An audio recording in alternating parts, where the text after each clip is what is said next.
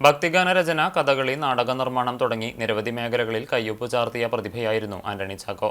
200-ലേറെ ഭക്തിഗാനങ്ങൾ രചിച്ച് സ്വന്തമായി ചിട്ടപ്പെടുത്തി ആലപിച്ച അദ്ദേഹത്തിന്റെ കലാജീവിതം പക്ഷേ വേണ്ടത്ര രീതിയിൽ അറിയപ്പെട്ടിരുന്നില്ല.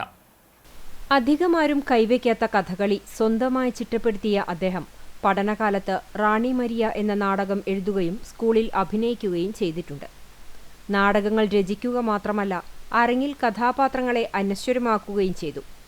നാരായണൻ നമ്പ്യാർ, ഗോപി ആശാൻ, സെയ്താലി മരക്കാർ എന്നീ പ്രഗത്ഭരായ ആശാന്മാരുടെ ശിക്ഷണത്തിലായിരുന്നു കളരി അഭ്യാസം. അഗ്രികൾച്ചറിൽ ഉന്നത വിദ്യാഭ്യാസം നേടിയെങ്കിലും ആ മേഖലയിൽ തുടരാതെ ഓട്ടോമൊബൈൽ രംഗത്തേക്ക് തിരിഞ്ഞു. പഠനം പൂർത്തിയാക്കിയ ശേഷം 35-ാം വയസ്സിൽ ഗൾഫിലെത്തി.